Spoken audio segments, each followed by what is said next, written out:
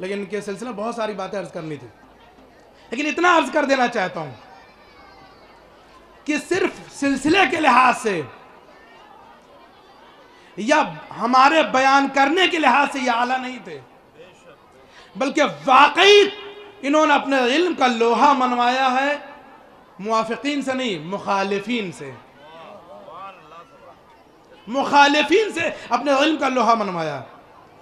ساری تفصیلات چھوڑ دیتا ہوں، بس ایک طرف اشارہ کرنا چاہتا ہوں کہ ان سے کہا گیا کہ آپ قاضی القضات بنائے جا رہے ہیں، تو پہلے تو انہوں نے انکار کیا، ٹھیک ہے۔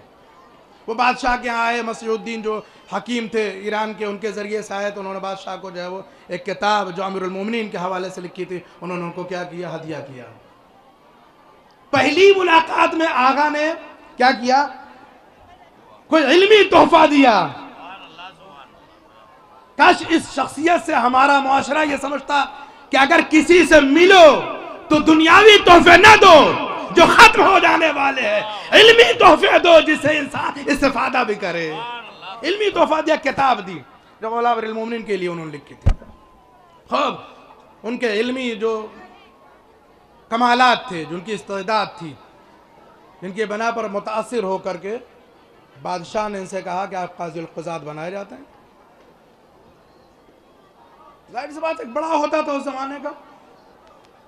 یہ بزرگ تشریف فرما ہے، باقاعدہ سمجھتے ہیں، چند لوگ ہیں مگر یہ سب سمجھ رہے ہیں، اور جو لوگ سن رہے ہوں گے دور سے وہ بھی بات سمجھ رہے ہوں گے۔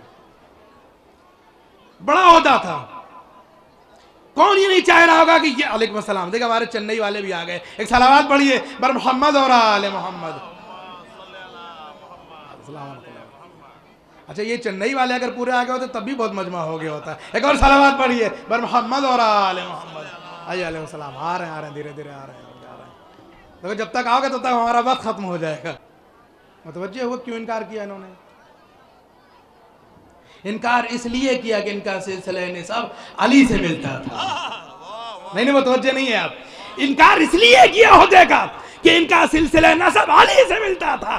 بتلا دیا، کل دادا نے بھی منصب دنیا کا انکار کیا تھا، آج ہم بھی ان کے اس منصب کو انکار کر کے بتلا رہے ہیں۔ کردار سے کردار کو ملا لینا، ہم منصب کے محتاج نہیں ہیں، دنیا ہماری محتاج ہے۔ صلوات بر محمد اور آل محمد۔ ہم منصب کے محتاج نہیں ہیں، دنیا ہماری محتاج ہے۔ چنانچہ جب جو ہے وہ زیادہ زور ہوا اور مسیح الدین جو ساتھ میں لے کے آئے تھے، حکیم تھے بہت بڑے، وہ بھی عالم تھے، کہتا جب جو ہے وہ چوطرفہ دباؤ بنا تو انہوں نے قبول کیا، لیکن شرط یہ رکھی، اور ایک علمی جو ان کا کمال تھا اس کی طرف بھی اس جملے سے اشارہ ہوتا ہے۔ میں کیا کروں، میرے پاس وقت نہیں، بہت ساری باتیں ان کے سلسلے میں تھی، اس لیے کہ یہاں آئے ہیں تو کم از کم ان کے بارے میں بھی جانے کی یہ کون ہیں۔ میں پھر کہوں یہ ہماری خوش نصیبی ہے اہل ہندوستان کی، بالخصوص اہل آگرہ کی، کہ ان کے درمیان یہ ہیں، ہے نا، بابرکت شخصیت۔ ٹھیک ہے، تو صاحب جو ہے وہ کہا ٹھیک ہے، مگر علمی کمال کی طرف ایک اور اشارہ ہے اسی جگہ پر۔ کہتے ہیں کہ میں فیصلے کروں گا، لیکن فیصلے میرے جو ہوں گے وہ کسی ایک فقہ کے اوپر مبنی نہیں ہوں گے۔ نہیں متوجہ نہیں آپ؟ کسی ایک فقہ کے اوپر مبنی نہیں ہوں گے، ہاں، کسی ایک فقہ کے اوپر مبنی ہمارے فتوے نہیں ہوں گے، بلکہ فرمایا کہ مسلمانوں کے جتنے فرقے ہیں ان سارے فرقوں پر مبنی۔ اب جو ان کے سلسلے میں جو باتیں ملتی ہیں وہ یہ کہ ان کا انداز یہ تھا کہ اگر مالکی کوئی مسئلہ لے کے آتا تھا تو فقہ مالکی کی بنا پر فتویٰ دیتے تھے، حنبلی کوئی مسئلہ لے کے آتا تھا ان کی قضاوت کے سامنے، ان کی عدالت میں، تو اس کے اعتبار سے اس کا جواب دیتے تھے، شافعی آتا تھا تو شافعی کی فقہ کے بنا پر، ٹھیک ہے، حنفی کوئی آ جائے تو فقہ حنفی کی بنا پر فتویٰ دیتے تھے۔ صدیاں گزر گئی، لیکن جناب شہید ثالث رحمت اللہ علیہ نے جب مسند قضاوت پر قدم رکھا ہے تو اپنے عدالتی فیصلوں سے یہ ثابت کر دیا ہے کہ ہمارے سلسلہ علم کس ذات سے ملتا ہے؟ نہیں متوجہ ہیں آپ؟ فیصلے کیے اور سب نے لکھا ہے کہ ہر فقہ کے ماننے والوں کی فقہ کے اعتبار سے فیصلے کرتے رہے. یہ اور بات ہے کہ فیصلوں کا رجحان فقہ جعفری کی طرف ہوتا تھا تاکہ لوگ بھٹکنے نہ پائے. عالم کہتے ہی اسے ہے کہ جو اتنا بابصیرت ہو، نہیں متوجہ نہیں ہے، جو اتنا بابصیرت ہو کہ اپنے باہر نہ جانے پائے اور باہر والے آنا چاہے تو کوئی مانے بھی نہ ہو. صلوات بر محمد اور آل محمد.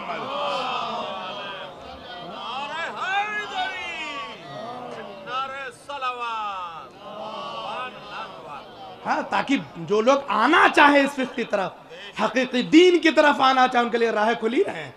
ٹھیک ہے. اور ایک انداز یہ بھی ہے علمی کمال کا کہ سب کی فقہوں کے حساب سے انہوں نے فتوے دیے اور فیصلے کیے.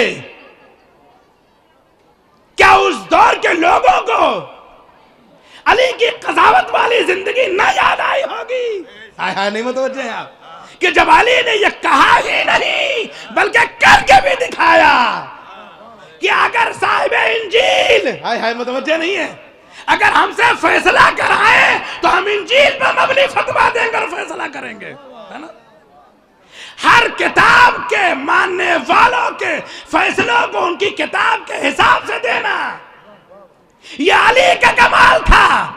ہر فقہ کے ماننے والے فرقوں کے فیصلوں کو ان کی فقہی کتابوں پر مبنی بنا کر کے فتویٰ دینا یہ ان کی اولاد شہید ثالث کا کمال علمی ہے. صلوات بر محمد اور آل محمد.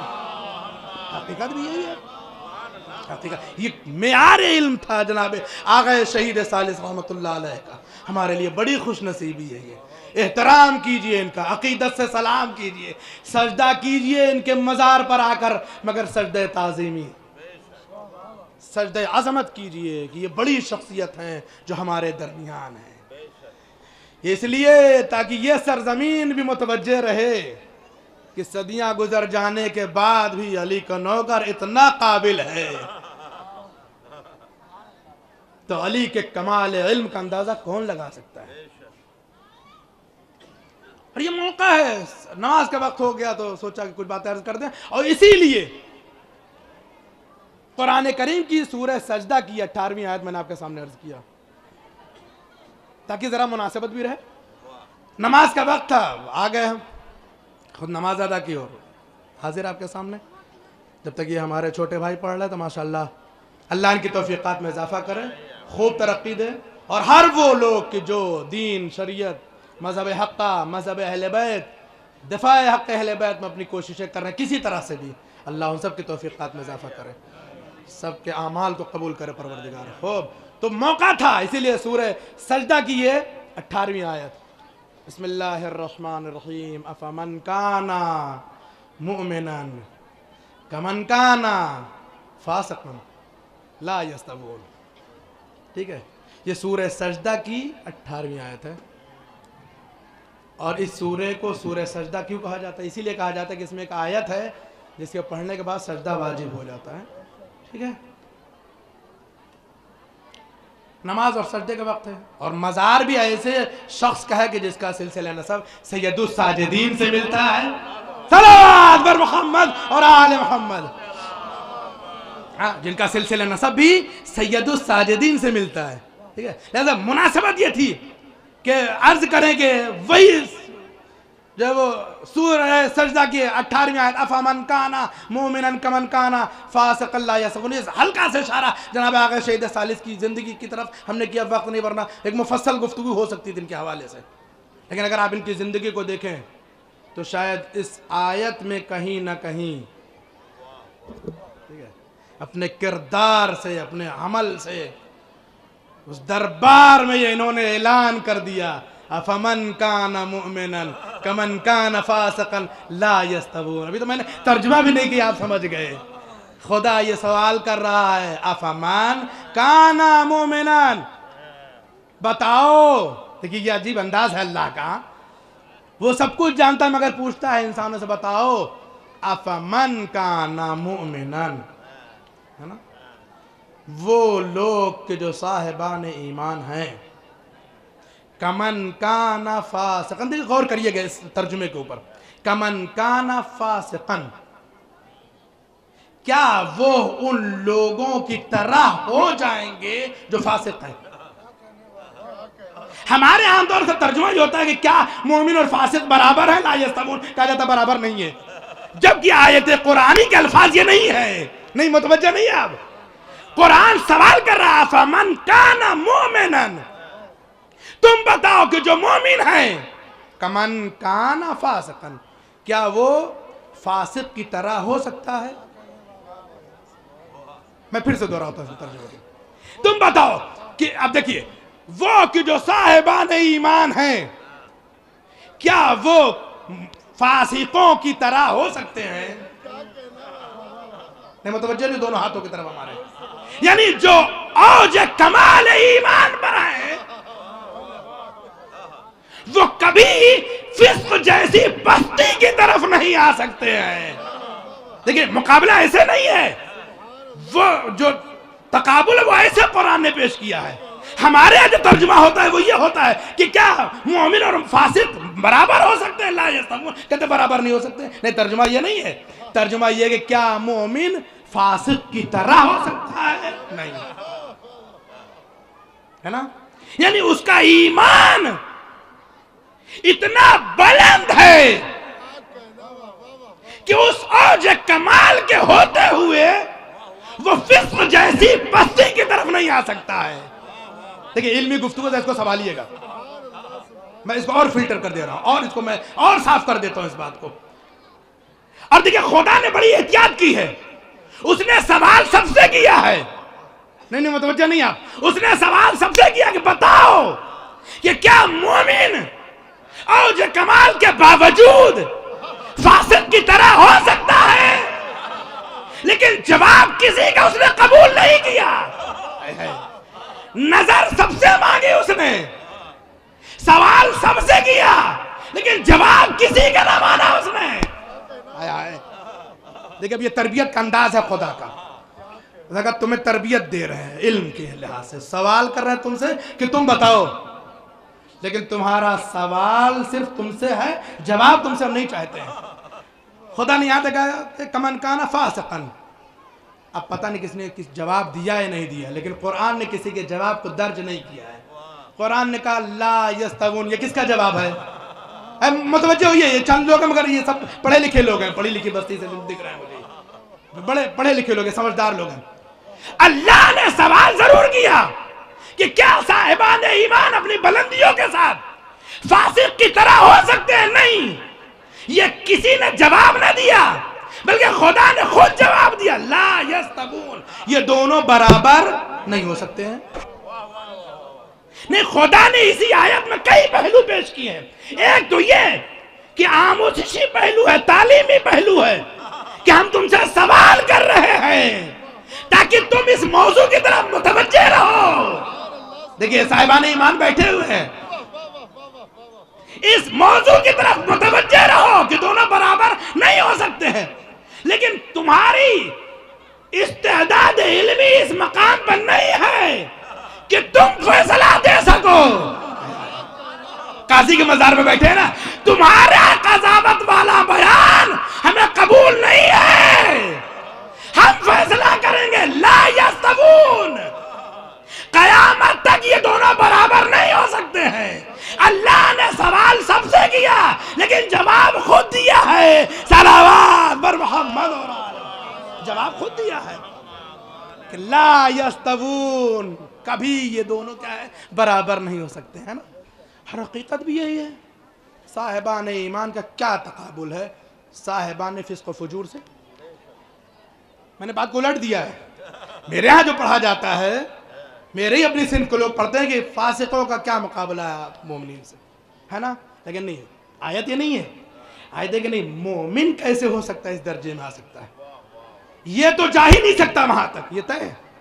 فاسق اپنی پستی کے ساتھ اوج ایمان تک نہیں پہنچ سکتا ہے. اصل جو نقطہ ہے وہ یہ کہ وہ نہیں آ سکتے اتنے نیچے. نہیں متوجہ نہیں ہے. وہ نہیں آ سکتے ہیں. یہ مومن کا کمال ہے. آیا نہیں متوجہ ہے؟ یہ مومن کا کمال ہے کہ وہ فاسق کی صف میں نہیں آ سکتا ہے.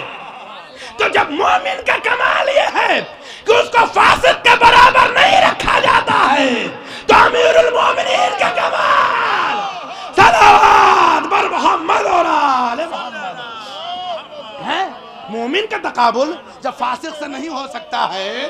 نہیں متوجہ نہیں آپ؟ جب فاسق کا مقابلہ مومن سے نہیں ہو سکتا ہے تو امیر المومنین کا مقابلہ کسی سے کیوں کریے آپ؟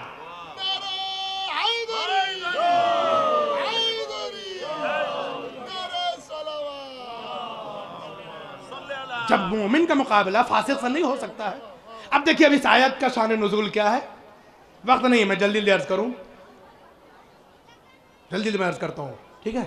کہ اس آیت کا شان نزول کیا. ہر آیت کا شان نزول ہوتا ہے جو وجہ بنتا ہے آیت کے نازل ہونے کے لیے. ٹھیک ہے؟ آیت کا نزول اس طرح سے ہوا کہ ولید بن عقبہ، ٹھیک ہے، اس نے مولا امیر المومنین کو کچھ جواب دیا. مولا امیر المومنین نے اسے فاسق کہہ دیا. نہیں متوجہ ہیں آپ؟ ایک پورا بیان ہے لیکن میں جلدی عرض کر رہا ہوں. اسے فاسق کہہ دیا. آیت بعد میں آئی، علی نے پہلے ولید کو فاسق کہا. آیت بعد میں آئی ہے. اور یہی نہیں، قرآن میں اور بھی آیتیں فاسق کے بارے میں. ایک آیت اور بھی بڑی زبردست آیت ہے، ان جاءکم فاسق بنبأ فتبینوا. دیکھیں متوجہ رہیے گا، قرآن یہ کہتا ہے کہ جب تمہارے پاس کوئی فاسق خبر لے کر آئے تو یہ سوچ کے نہ مان لینا اس کی خبر کو کہ وہ صحابی ہے. متوجہ نہیں آپ؟ یہ سوچ کے نہ مان لینا کہ وہ یا رسول اللہ کہنے والا ہے، بلکہ معیار کیا ہوگا. متوجہ نہیں ہے؟ قرآن کہتا ہے جب فاسق خبر لے کے آئے اگرچہ سچی خبر بھی ہو. نہیں متوجہ نہیں آپ؟ لیکن اگر فاسق لے کے آئے تو ماننا نہیں. فتبینوا، اس کی اس خبر کے بارے میں تجسس کرنا، جستجو کرنا، غور و فکر کرنا، تلاش کرنا، پوچھنا، پچھورنا، تب ماننا. فاسق اگر سچی بات بھی لے کر آئے تو نہ ماننا. فتبینوا امر کا صیغہ واجب ہے تمہارے اوپر کہ تم اس کی خبر کی تصدیق کرنا، جستجو کرنا، بحث کرنا، فحص کرنا، لوگوں سے پوچھنا کہ یہ سچ بول رہا ہے یا جھوٹ بول رہا ہے. یہ کس کی بات ہے؟ ولید ابن عقبہ کی بات ہے. ہاں؟ صحابی ہے کہ نہیں ہے؟ ہے نا؟ قرآن نے معیار بنا دیا ہے. ہم نے ایک کو فاسق بتا دیا ہے علی کی دلیل کی بنا پر. اب اسی پر دیکھتے جاؤ جتنے لوگ فاسق ہیں لاکھ دین کی باتیں کریں، ماننا نہیں جب تک اطمینان نہ ہو جائے. صلوات بر محمد اور آل محمد. لیکن میں بڑی احتیاط سے باتیں کر رہا ہوں آپ کے سامنے، بڑی احتیاط سے باتیں کر رہا ہوں. یہ نہ دیکھنا کہ صحابی ہے، ہم نے معیار بنا دیا ہے. خبر لے آئے فاسق ہے تو پھر ماننا نہیں. تجسس کرنا، تفاحص کرنا، غور و فکر کرنا، تلاش کرنا، پوچھنا، سمجھنا. نہ سمجھ میں آئے اہل خبرگان سے پوچھنا، جو پڑھے لکھے لوگوں سے پوچھنا کہ یہ صحیح بول رہا ہے کہ نہیں صحیح بول رہا ہے. دیکھیں یہ ہوا فاسق کا معاملہ کہ جب فاسق خبر لے آئے اور سچی خبر بھی ہو، سچی خبر بھی ہو تو تفاحص کیجئے. تو اب آپ سمجھئے فاسق پستی میں اتنا نیچے چلا گیا ہے کہ خبر صادق بھی اگر لے کے آئے تو تجسس کرو، غور و فکر کرو، فحص کرو، تلاش کرو، سارے وسائل استعمال کرو. جب یقین ہو جائے تب مانو. لیکن چاہے صحابی ہو لیکن فسق اس کا اس پستی میں لے آیا کہ خبر صدق ہوتے ہوئے بھی. نہیں متوجہ نہیں آپ؟ تو صحابی وہ ہے کہ خبر صدق لے آئے تب بھی اس کی بات پر یقین کرنے کے لیے شرائط رکھے گئے ہیں. لیکن امیر المومنین وہ ہے کہ جو کہہ دیں گے یہ آیت بن جائے گی، یہ حدیث بن جائے گی. सलावत बर मोहम्मद और आले मोहम्मद। ये आयत बन जाएगी, ये हदीस बन जाएगी। और ये आयत और हदीस क्या है? इस्तिंबात का पहला मरहला है, जहां से क्या है? इल्म फैलता है, जहां से इल्म लोगों तक पहुंचता है। ये हमारी बड़ी विरासत है, इसे बचा के रखिए। ये बड़ी विरासत है, इसे संभाल के रखिए। ये बड़ी विरासत है, इसे पामाल ना होने दीजिए, लुटने ना दीजिए। ये लफ्ज मैंने इस्तेमाल कर लिया है, अस खुद और अस गैब, लुटने ना दीजिए। इसलिए कि लुटेरे जो है वह बढ़ गए, लुटेरे बढ़ गए। और अब बाहर के लुटेरे नहीं है, बड़ी एहतियात से मैं बात कह रहा हूं। अब बाहर के लुटेरे नहीं है, अब घर के लुटेरे हैं। कोई अमाल लूट रहा है, कोई अकीदे लूट रहा है। सलावत बर मोहम्मद और आले मोहम्मद। है कोई अमाल लूट रहा है हमारे, कोई अकीदे लूटने की कोशिश कर रहा है, होशियार रहे। ये जो मजालिस का इनेकाद है, ये जो मजालिस का एहतमाम है, इसीलिए ताकि हमारे दिलों पर जो जंग लग गए हों, वो क्या है? इन मजालिस के जरिए, इन शहीदों के मज़ारों पर जा करके, इन आली मर्तबत फ़ुक़हा के मज़ारों पर जा करके, है ना, इन फ़क़ीहों की काविशों को सुन करके हमारा जो दिल का जंग है वो दूर होता रहे, बुराई तक असरअंदाज ना हो। ये जितने माए बहनें और हमारे बरादान और हमारे जो है वो बुजुर्गान आए हैं, हमसिन और कमसिन, सबसे मैं कहता हूँ कि बड़ा ये खुसूसी मकाम और मौका है आपके लिए ज़िंदगी में, कि आपकी ज़िंदगी का ये शायद ये 3-4 रोज़ जो है आपकी ज़िंदगी के दुनिया के सबसे बेहतरीन दिन हो, कि जब आप अपने अमल और अकीदे दोनों को मुस्तहकम कर सकते हैं। ये मजलिसें फॉर्मेलिटीज़ नहीं है, ये मजलिसें क्या है?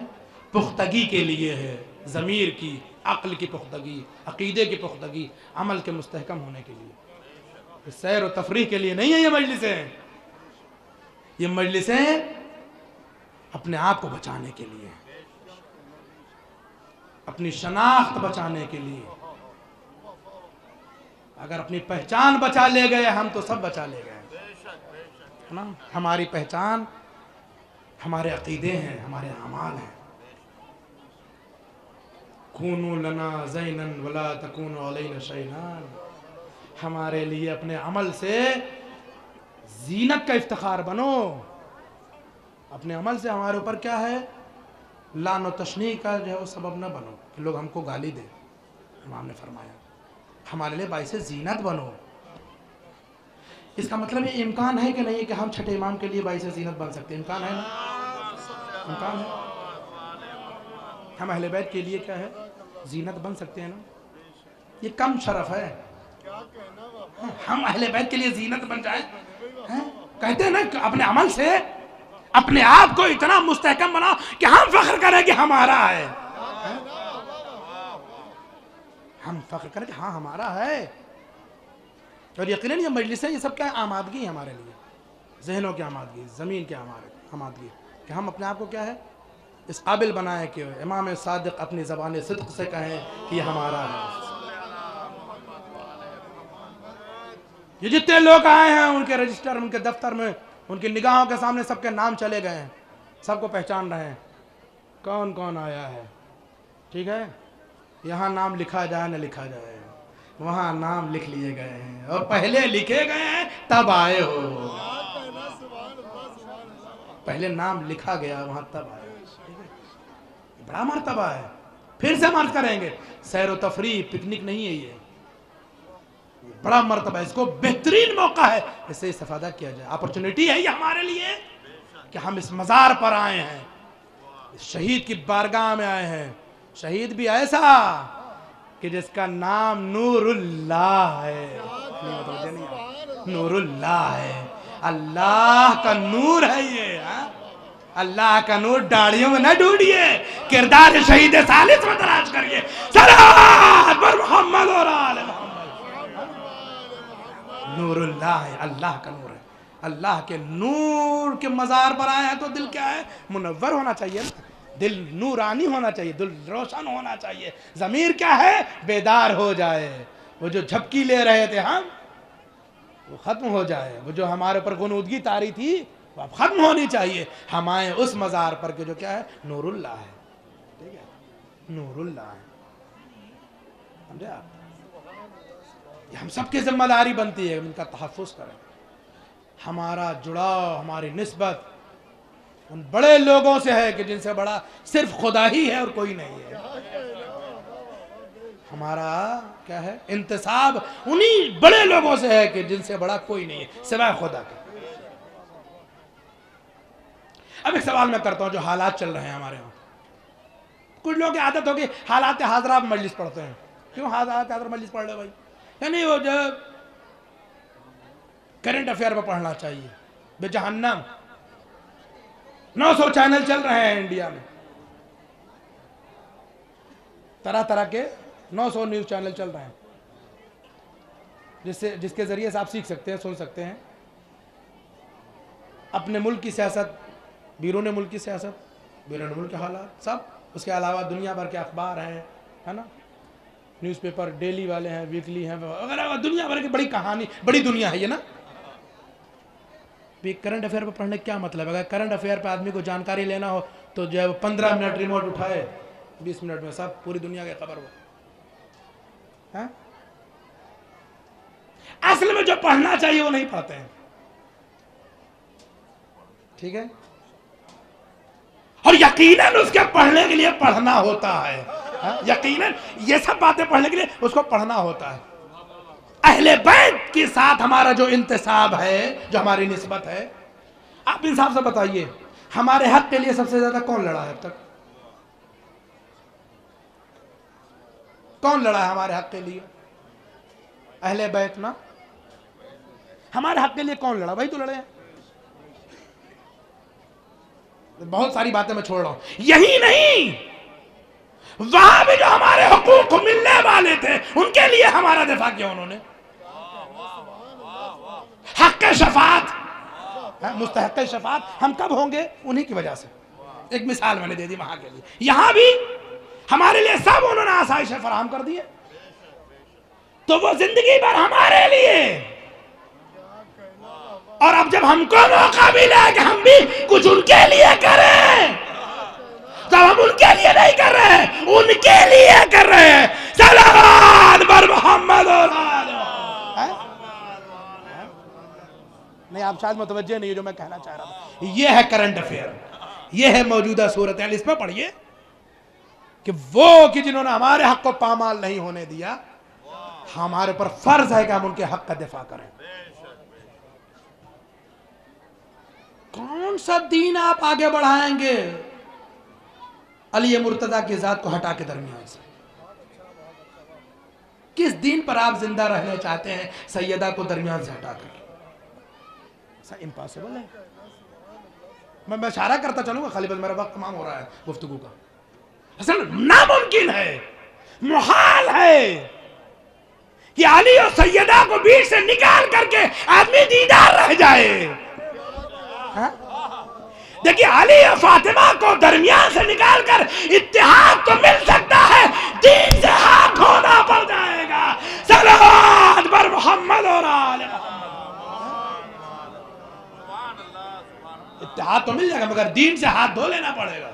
اس لیے کہ ان کو ہٹا کر دین نہیں ہے، ان کے ساتھ دین ہے. اور یہی دین ہے، یہی دین ہے. انہوں نے اگر ہمارے حق کے لیے دفاع کیا ہے، زحمتیں برداشت کی ہیں، مصائب برداشت کی ہیں، ان کو کیا ضرورت تھی یار؟ ان کے پاس کچھ کم تھا؟ اللہ انہوں نے سب دیا تھا. عرض کروں جلدی سے، بات ختم ہو گئی، مجھے فضائل نہیں پڑھ رہے. کیا ضرورت تھی علی اپنے گلے میں ریسمان بدوائیں؟ کبھی اس میں سوچا ہے آپ نے؟ کس کے لیے؟ اپنے لیے نہیں ہے، یہ ہمارے تمہارے لیے. انصاف سے بتائیے سیدہ کو فتح کی ضرورت تھی؟ ہرگز نہیں تھی. لیکن گھنٹوں دربار میں کھڑی رہی، کس کے لیے؟ ہمارے لیے. ہم علی کی سیرت میں دیکھتے ہیں انہوں نے تو دوستی کر لی تھی جناب سیدہ کے، کہتے نہیں انہوں نے تو ایسے کر دیا تھا. اور پھر جسارت کی انتہا ہو جاتی، کہتے کہ جو سیدہ کے گھر میں دروازہ ہی نہیں تک جلایا گیا. سچائی ہے کہ نہیں؟ یہ ہے نا دور حاضر کے حالات ہیں کہ نہیں؟ یہ کرنٹ افیئر یہی ہے. اس پہ نہیں پڑھتے آپ؟ میں بہت باتیں یہاں پر کہنا چاہ رہا تھا دروازے کے اوپر، ایک مدلل گفتگو ہے دروازے کے اوپر، دروازے کے وجود کے اوپر. جلدی اشارہ کر دوں، جناب ابراہیم اور اسماعیل کے زمانے میں قرآن کے حوالے سے دروازے کا تصور ہے. سورہ یوسف جا کے پڑھیے، ایک دروازے نہیں، ہائے متوجہ نہیں ہے، کئی دروازوں کا تصور ہے. رسول کی زندگی میں بھی حدیث معراج جب آپ پڑھتے ہیں تو وہاں یہ روایت آئی ہے ایک محترمہ سے، ہے نا، کہ جب گئے ہیں، بہت ساری باتیں گئے تو یہ ہوتا رہی، زنجیر در بھی ہلتی رہی. بھیا زنجیر در بھی ہلتی رہی، اس کو آپ کہاں لے جائیے گا؟ جو کہتے ہو کہ سیدہ کا دروازہ نہیں جلا کے دروازہ ہوتا نہیں تھا. ایک مثال اور بتا دیں آپ کا، بس تھوڑا سا مثال کے ذریعے سمجھا دیں. دیکھیں یہ تو ہو سکتا ہے کہ کل کوئی چیز نہ رہی ہو اور آج ہو جائے، لیکن یہ کبھی نہیں ہو سکتا کہ کل کوئی چیز رہی ہو اور ترقی کے زمانے وہ چیز نہ ہو. بہنوان مثال، نوجوان سن رہا ہو اگر تو سنیں، ابھی کچھ برسوں پہلے 4G نہیں تھا، 3G تک تھا معاملہ. اب 4G ہو، ہمارے یہاں چنئی وغیرہ 5G بھی خبر آ گئی ہے، ٹھیک ہے، لیکن یہ نہیں ہو سکتا ہے کہ 5G نہ ہے اور پھر دنیا 2G کی طرف چلی جائے. ہیں؟ اور جو لوگ 2G میں پھنسے تب تک ان کی واپسی بھی نہیں ہوئی ہے. یہ دو جو ہے نا، یہ دو کی عدد بڑی خطرناک ہے. جو اس میں پھنسا ہے وہ پھنسا ہی رہ گیا ہے. یہ بڑی خطرناک عدد ہے.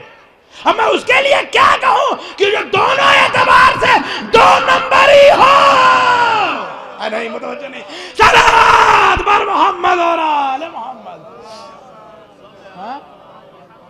تو یہ تو ہو سکتا ہے کہ پہلے کوئی چیز نہ ہو، زمانہ ترقی کرے پھر وہ ہو جائے، لیکن یہ نہیں ہو سکتا ہے. اس لیے کہ زمانہ کیا ہے؟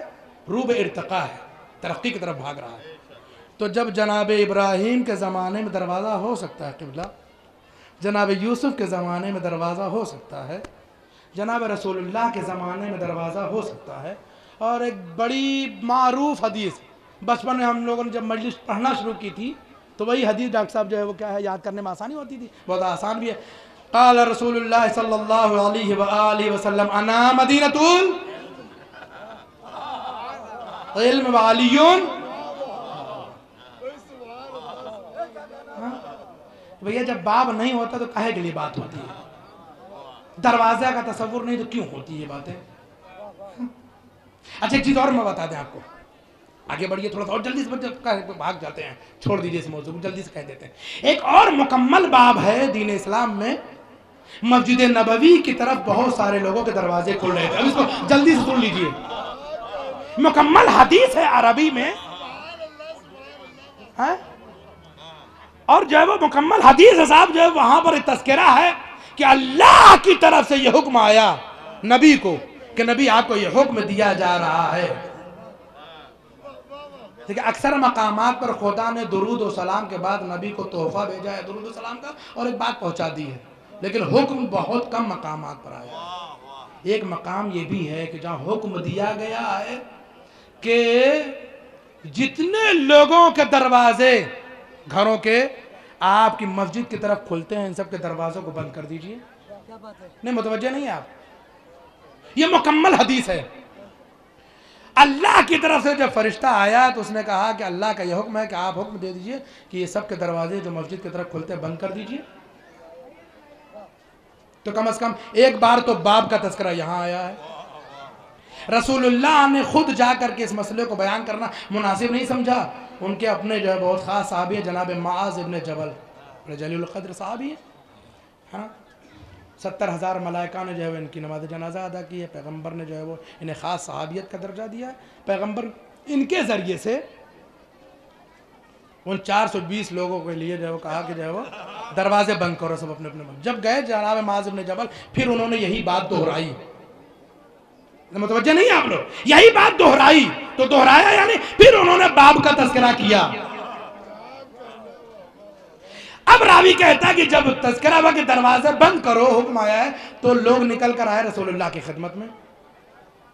اس میں یہ جو ہے دوسرے نمبر والے اچھا ان کو سب سے زیادہ تکلیف ہوتی تھی ہر مسئلے میں، جہاں درد ہونا چاہیے تو وہاں نہیں ہوتا تھا. سمجھا؟ آئے یا رسول اللہ آپ نے یہ حکم دیا کہ ہمارے دروازے بند کر دیا. دیکھیں پھر روایت میں آیا دروازے کا تذکرہ. رسول اللہ نے کہا ہاں. کہا کیوں؟ کہ اللہ کا حکم ہے کہ دروازے بند کر دیے جائیں. پھر دروازے کا تصور آیا. کہ ٹھیک ہے یا رسول اللہ ہم دروازے بند کر لیتے ہیں، لیکن آپ ہمیں ایک سوراخ بھر کھولنے کی اجازت دے دیجئے. اور علت بھی بیان کی تاکہ ہم اس سوراخ سے یہ دیکھ سکیں کہ آپ کی مسجد کے اندر ایکٹیویٹیز کیا ہیں، تاکہ اسی حساب سے ہم مسجد میں آ جائیں کہ آپ مسجد میں کب آئے، کب نماز سے مقطوع وغیرہ. رسول اللہ نے فرمایا لا مطلقاً ابداً نہیں. فرمایا کہ نہیں سوراخ بھی کھولنے کی اجازت نہیں ہے. متوجہ نہیں ہے، صرف دروازہ ہی نہیں، فرمایا ایک سوراخ کھولنے کی بھی اجازت نہیں ہے. کیوں یا رسول اللہ؟ کہ یہ اللہ کا حکم ہے. وجہ کہ وجہ یہ ہے کہ اللہ یہ کہتا ہے کہ تم لوگ طہارت اور نجاست میں تمیز نہیں کرتے ہو. جائیے روایت دیکھیے، نہ دیکھ سکیے اگر میں دکھا دوں گا. چونکہ تم لوگ طہارت اور نجاست میں امتیاز نہیں کرتے ہو، حالت نجاست میں کچھ لوگ مسجد میں آ جاتے ہیں، اس لیے اللہ غضبناک ہو کر یہ حکم دے رہا ہے کہ دروازے بند کرو. پوچھئے تاریخ سے کہ کیا سب کے دروازے بند ہوئے؟ تاریخ کہتی ہاں سب کے دروازے بند ہوئے. سد الابواب. نہیں متوجہ نہیں، یا اللہ متوجہ ہوئیے. ہمارے ایک بہترین دعا دعائے ندبہ، امام زمانہ سے منسوب دعا ہے، توسل کے لیے پڑھی جاتی ہے. عام طور سے ہمارے ہاں روز جمعہ بعد از نماز صبح اس کی تلاوت ہوتی ہے، اور کسی دن بھی کر سکتے ہیں آپ، چونکہ جمعہ کا دن امام سے منسوب ہے ہمارے، اس لیے ہم لوگ وہ دعا پڑھتے ہیں. اس میں بھی یہ فقرہ ہے اور فضیلت میں شمار ہوا یہ فقرہ. سد الابواب الا بابا. آپ کی فضیلت یہ ہے کہ سب کے دروازے بند ہو گئے سوائے آپ کے دروازے کے. سب کے دروازے کیوں بند کیے گئے؟ اس لیے کہ طہارت و نجاست میں فرق نہیں تھا. رسول اللہ نے کہا بھیا بتاؤ کہ یہ اتنی پوری روایت میں کتنی بار باب کا تذکرہ آیا ہے؟ یعنی اس کا مطلب انتہائی کند ذہن لوگ ہیں کہ ایک بار بات نہ سمجھ میں آئے تو کئی بار بات دہرائی جائے، باب باب باب باب باب، تاکہ آدمی کے ذہن میں بیٹھ جائے کہ باب ہے اور ہوتا ہے. باب ہوتا ہے. اور میں بھی آپ بات کر رہا ہوں ایک جو علمی ذوق والے ان کے لیے کہ عربی زبان کی خصوصیت یہ ہے کہ اور کسی بھی لفظ کے کئی معنی ہو سکتے ہیں ڈاکٹر صاحب، لیکن باب کا صرف ایک ہی ترجمہ ہوگا، دروازہ دوسرا کوئی معنی نہیں ہے. باب کا صرف ایک ہی مطلب ہے دروازہ. ٹھیک ہے، یہ دروازہ اس لیے بند کیا، رسول نے دروازہ بند کرا کے بتا دیا کہ تم پہچانو کہ نجاست والے کون لوگ ہیں، صاحبان تطہیر کون ہیں. صلوات بر محمد اور آل محمد. نجاست والے کون ہیں اور صاحبان تطہیر کون ہیں. آیہ تطہیر کن کے لیے نازل ہوئی ہے؟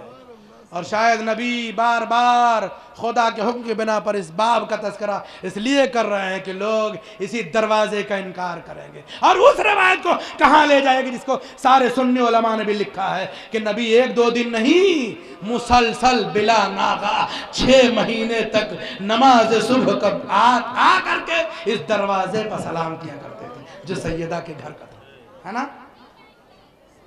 تو جب تھا نہیں تو سلام کہاں کرتے تھے، فرشتے کہاں آتے تھے؟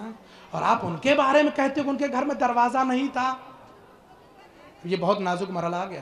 ان کے بارے میں کہہ رہے ہو کہ ان کے گھر میں دروازہ نہیں تھا. ابھی ہم کہتے تمہارے گھر میں دروازہ نہیں، کیسا لگے گا؟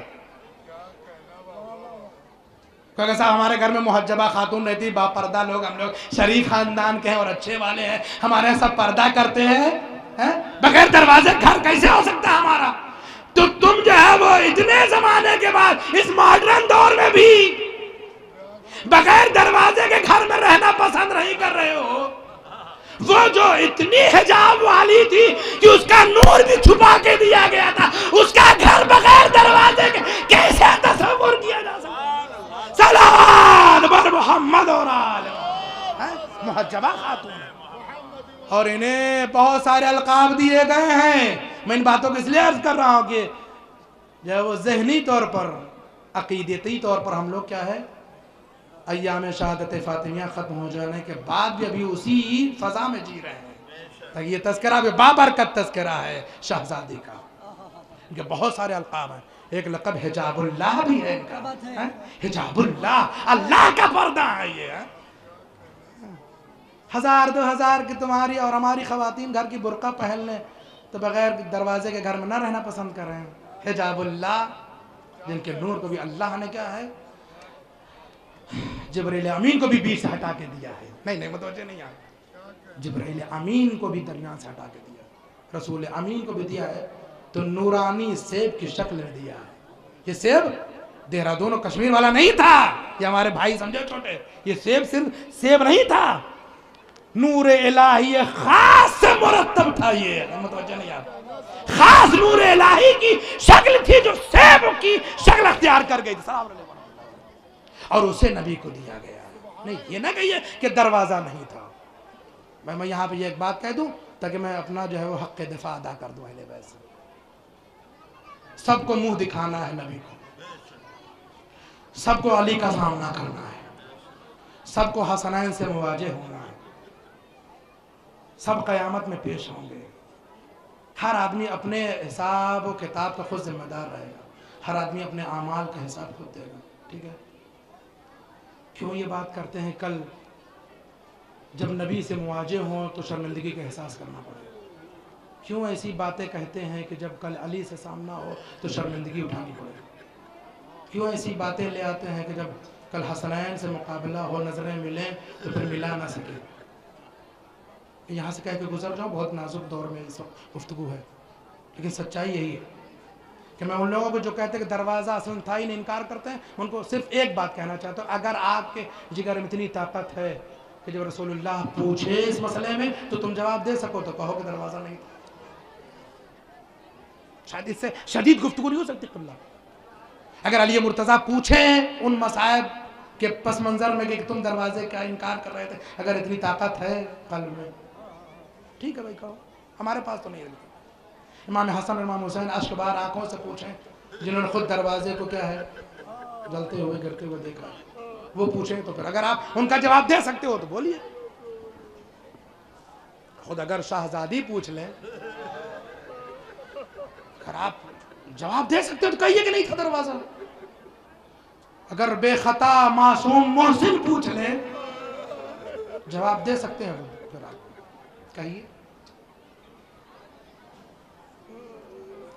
اللہ اکبر۔ بس گفتگو آ گئی، مولانا بھی تشریف فرما ہے، بس 2-3 فقرے سن لیجئے مصائب کے ثواباً۔ دن گزرتا رہا، راوی کہتا ہے یہ متفق روایت ہے کہ 75 یا 95 دن جو جناب سیدہ کی شہادت پیغمبر کے بعد کی زندگی ہے، کوئی موقع ایسا نہیں ہے کہ جب سیدہ کے آنکھوں کے آنسو رکے ہوں۔ میں جلدی عرض کر رہا ہوں، کوئی لمحہ ایسا نہیں ہے جب سیدہ کے آنسو تھمے ہوں۔ ابھی آپ گھنٹہ 2 گھنٹہ رو لیجئے تو کیا کیفیت ہوتی ہے؟ کسی کا کوئی عزیز مر جاتا ہے 2-4 گھنٹہ رو لیتا ہے تو حالت یہ ہوتی ہے کہ آنکھ سے آنسو خشک ہو جاتے ہیں، چکر آنے لگتا ہے، بے ہوش ہو جاتا ہے، گر پڑتا ہے۔ 75 یا 95 دن راوی کہتا ہے کوئی ایسا موقع نہیں آیا کہ جب سیدہ کے آنسو تھمے ہوں۔ عالم شہیر آیت اللہ العظمیٰ آگئے، وحید خراسانی سے میں نے خود یہ روایت سنی، فرماتے ہیں کہ جب تک جناب سیدہ زندہ رہی ہیں بابا کی شہادت کے بعد، راوی کہتا ہے کہ ہمیشہ ان کی پیشانی پہ ایک رومال بندھا رہتا تھا۔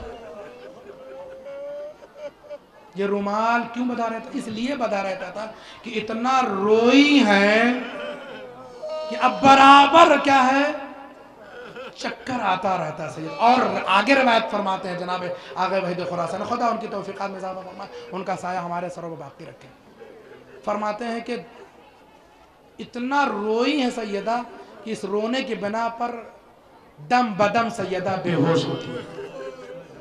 میں جلدی جلدی باتیں عرض کر رہا ہوں. دم بدم بے ہوش ہوتی ہیں جناب سیدہ. اللہ اکبر. یہ کیوں اتنا رو رہی ہیں؟ کبھی سوچا آپ نے؟ ہو سکتا ہے کوئی سوچے کہ باپ کے مرنے کی وجہ سے رو رہی ہیں. نہیں ہے، باپ کی جدائی پر رونا نہیں ہے. باپ کی جدائی پر جو رونا وہ ہے یہ اپنے اوپر ڈھائی جانے والی مصیبتوں پر رو رہی ہیں. مرثیہ گواہ ہے نا اس بات کا. صبت علی مصائب لو انہا صبت علی الایام سرنا لیالیا. یہ نہیں کہہ رہی کہ بابا آپ کے جانے کے بعد، آپ کی فرقت میں نہیں، فرما رہے ہیں کہ آپ کے بعد مجھ پر وہ مصائب ڈھائے گئے کہ اگر دن پہ ڈھائے جاتے تو تاریک رات میں بدل جاتے. یہ اتنا رونا اس لیے کہ ان پر مصیبتیں. اپنا مرثیہ خود سیدہ پڑھ کے گئی ہیں. نہیں متوجہ آپ؟ اپنا مرثیہ خود پڑھ کے گئی ہیں. صبت علی مصائب لو انہا. اللہ اکبر. یہ انتہا ہے مصیبتوں کی. کہتے ہیں کہ شخص نے پانچویں امام سے دریافت کیا، مولا آپ سے ایک سوال کرنا ہے. مولا نے کہا پوچھو کیا سوال ہے؟ کہا مولا یہ بتائیے کہ جب آپ کی جد ماجدہ اس دنیا سے گئی تو ان کی عمر کیا تھی؟ آپ نے فرمایا 18 برس. پھر اس نے سوال کیا مولا میں نے یہ بھی سنا ہے کہ جب وہ گئیں اس دنیا سے تو 18 برس کی عمر ہوتے ہوئے بھی، جبکہ ان کو کوئی بیماری لاحق نہیں تھی، کوئی مرض لاحق نہیں تھا، لیکن سنا ہے یہ بھی کہ وہ عصا کا سہارا لے کر چلنے پر مجبور تھی. راوی کہتا ہے کہ امام نے دائیں بائیں جانب دیکھا کہ کوئی غیر تو نہیں سن رہا ہے اس بات کو. جب امام نے یہ یقین کر لیا کوئی اور نہیں ہے جو غیر ہو کہ سنے اس بات کو، تو امام نے ایک مرتبہ آنکھوں سے آنسو بہائے. فرمایا ہاں یہ سچ ہے کہ میری دادی کو کوئی غم، کوئی مرض بھی لاحق نہیں تھا، لیکن وہ عصا کا سہارا لے کے چلتی تھی. سنے میرے بھائی اور بہنوں، ہاں وہ عصا کا سہارا لے کے چلتی تھی. مولا وجہ کیا تھی؟ فرمایا جب دروازہ جلتا ہوا گرایا گیا، میری جد ماجدہ کی پسلی کی ہڈی ٹوٹ کر گردے میں جا لگی. جب کھڑی ہوتی تو کھڑا نہ ہوا جاتا تھا، اس لیے جھک کے چلتی تھی. جب چلنا چاہتی تھی چل نہ پاتی تھی، عصا کا سہارا لے کے. اجرکم علی اللہ، اجرکم علی اللہ. بس میرا عزیز آخری فقرہ، مجلس تمام ہو گئی. راوی کہتا ہے کہ سیدہ کا وقت قریب آیا، آواز دیتی ہے اے اسماء میرا آخری وقت ضرور ہے لیکن میں تسبیح کردگار کو نہیں چھوڑ سکتی ہوں. میں اس حجرے میں جا رہی ہوں، جب تک میری تسبیح کی آواز آئے سمجھنا میں زندہ ہوں. اسماء کہتی ہیں تھوڑی دیر تک آواز آتی رہی، پھر آواز آنا موقوف ہو گئی. اسماء سمجھ گئی سیدہ اس دنیا سے رخصت ہو گئی. خاص تاکید کی گئی تھی اے اسماء ہمارے بچے باہر گئے ہیں، چھوٹے ہیں، آتے انہیں ہمارے مرنے کی خبر نہ دینا، بچے برداشت نہ کر سکیں گے. پہلے انہیں کھانا اور دے دینا، پہلے انہیں پانی پلا دینا. بچے آئے، اسماء ہماری ماں کہاں ہے؟ اے بچوں ہاتھ منہ دھل لیجئے، سفرہ بچھائے دے رہے ہیں، کھانا نوش فرما لیے. اے اسماء تمہیں ایک مدت ہو گئی ہے ہمارے ساتھ رہتے رہتے، اتنی طویل مدت میں کبھی تم نے دیکھا ہے کہ ہم نے بغیر اپنی ماں کے کھانا کھایا؟ اے اسماء ہمیں بتاؤ ہماری ماں کہاں ہے؟ سیدہ کی تاکید تھی ہمارے مرنے کی خبر بعد میں دینا، ہمارے بچوں کو پہلے کھانا کھلا دینا. لیکن اسماء مجبور ہوئی. راوی کہتا کچھ کہہ نہ سکی، آنکھوں سے بہتے ہوئے آنسو، گردن اٹھی حجرے کی طرف. بچے سمجھ گئے، دوڑے حجرے کی جانب. کیا دیکھا؟ اماں اس دنیا سے چلی گئی، اماں ہمیں پھینک دیے. ماں کے سینے سے لپٹ کے فریاد کی. باپ یاد آیا، مسجد کی جانب چلے. اے بابا ارے ہم یتیم ہو گئے، اماں چلی گئی. اجرکم علی اللہ، اجرکم علی اللہ. اے میرے عزیزو یہ غم سب کے لیے بڑا غم تھا، یہ غم سب کے لیے بڑا عظیم تھا، اور من جملہ علی کے لیے بھی بڑا عظیم غم تھا. اس غم کی بڑائی کا اور اس غم کی شدت کا اندازہ اسی بات سے ہوتا ہے۔ راوی کہتا ہے کہ جب حسنین نے اپنے ماں کے مرنے کی خبر دی تو راوی کہتا ہے کہ علی اٹھے مسجد میں اور فوراً گر گئے زمین پر۔ بچوں نے باپ کو سہارا دیا، گھر تک لے کے چلنے لگے۔ راوی کہتا ہے کہ علی کے گھر کا مسجد کے درمیان زیادہ فاصلہ نہ تھا، لیکن اتنی مختصر سی۔